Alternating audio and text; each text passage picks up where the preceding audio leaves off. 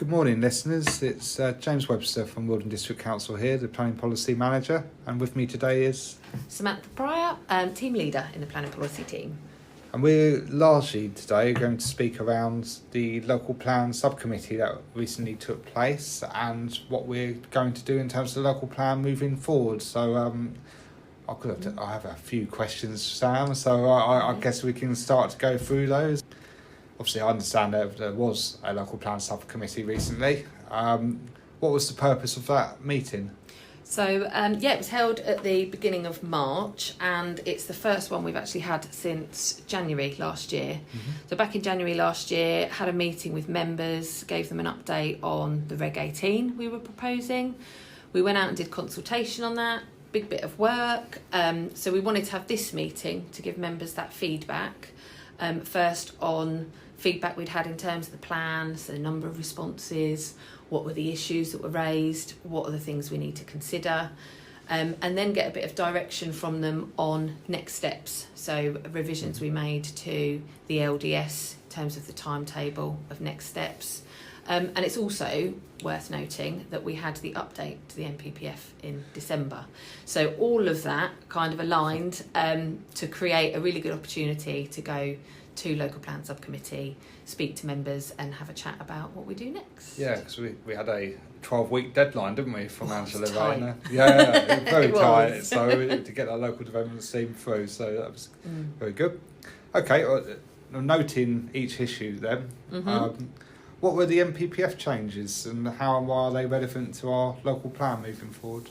So revised NPPF came out 12th of December, little Christmas present for us all. And I suppose from a policy point of view, one of the key things that we're interested in and everybody's interested in is housing need. So it came out with a new methodology, standard method for calculating housing need in our district. That was a couple of different things. So it changed the methodology, looking at our housing stock rather than household projections and making changes to the affordability ratio.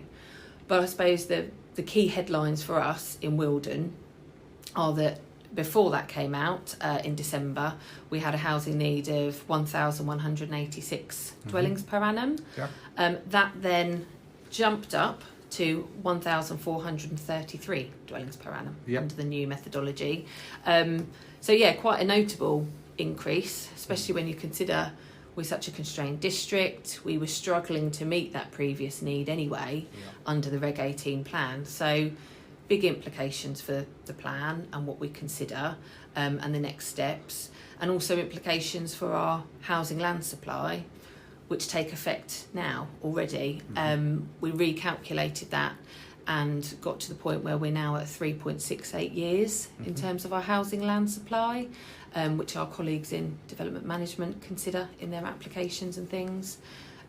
That has altered slightly and we will update it again kind of middle of this year, around June time, when we get a bit more data out. But yeah, all relevant for us to take into account. Yeah, we had, I think from memory, we were looking at about 953 dwellings per annum in our previous plan. So it's so that is a big jump, isn't it, in a sense? Yeah. We're already 250 short, and obviously that's another larger number there. So that's interesting to note all that. Mm-hmm. Were there any other sort of changes to the NPPF that were sort of relevant, notable?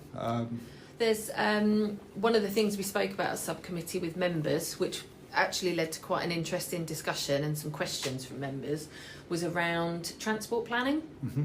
So under the old NPPF, it was done on a predict and provide model. So essentially you would predict the impact of development and provide the mitigations needed for it. Mm-hmm. Whereas the NPPF redrafted is much more about a vision-led approach. There's going to be some updates around what that means in reality, and we work with our partners at County Council, National Highways to discuss the implications of that. But it's more around what's the vision for the future of transport planning. You know, when we look at sites, we talk about things like trying to encourage modal shift, getting people, walking where they need to go, cycling, using buses, etc.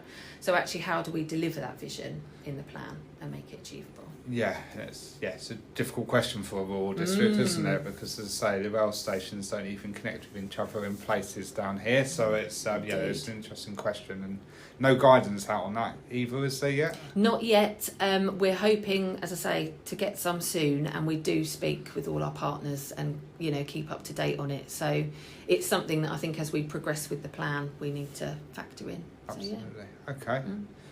And I suppose on the plan, also at the local plan subcommittee, there was quite a lot of an update around the responses we'd had to our Regulation 18 plan. So do you want to point out maybe what some of those were, some of the key issues? Yeah, so we had, as I think I've responded before, but we had 12,200 reps to our Reg 18 local plan, which is, thank you all for putting your comments in. We've been looking at those. It's been quite a journey and job for us to do, but it's been good, and we've read through those all. From about 1,500 individuals and organisations, so it's a wide remit there.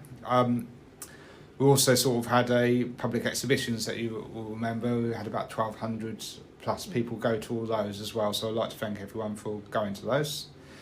Interestingly, most of the responses, or about a third of the responses, should I say, were on that strategic chapter in the plan around growth and development, which is not unexpected, given it's probably the biggest part of the plan that we look at, and it's probably the most the one that people look at when they first look at a local plan. That is the main issue. Housing growth and economic growth are one of those key issues.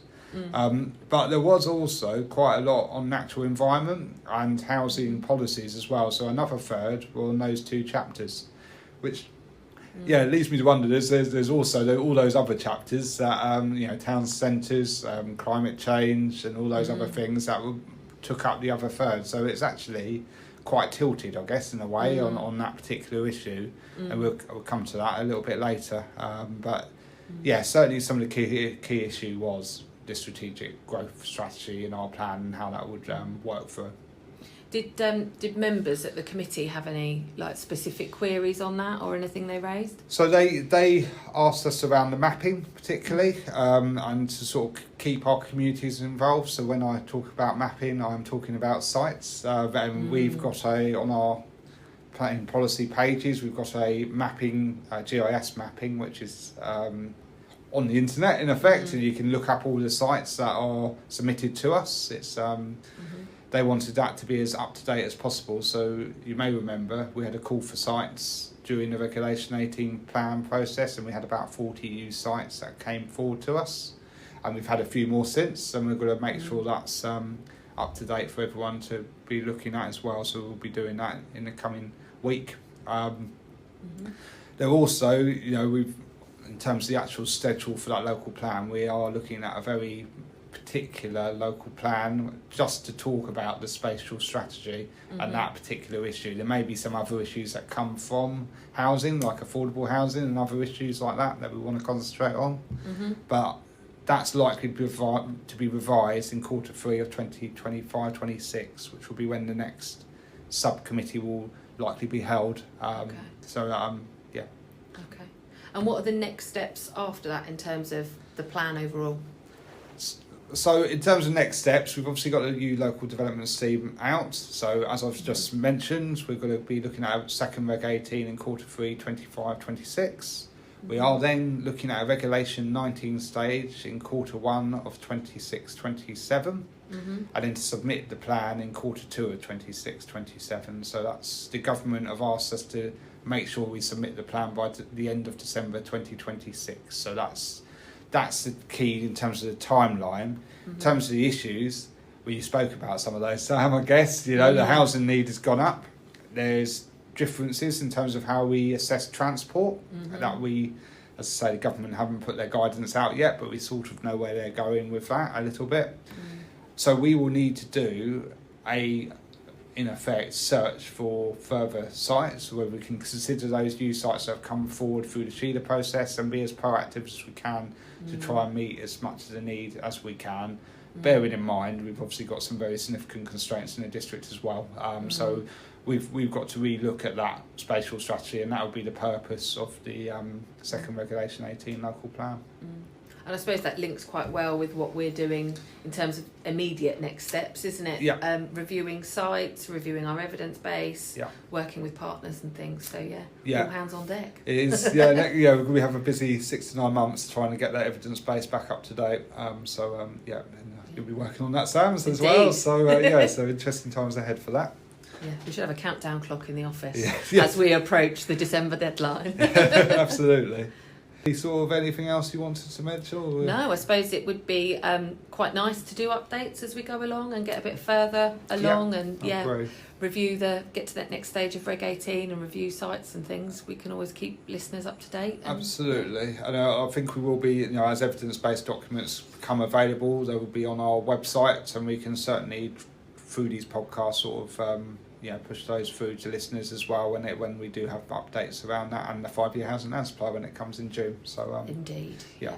Watch this space. Okay, brilliant. Well, nice speaking with you again, Sam, and yes. thank you very much, listeners. Thank you. Bye bye.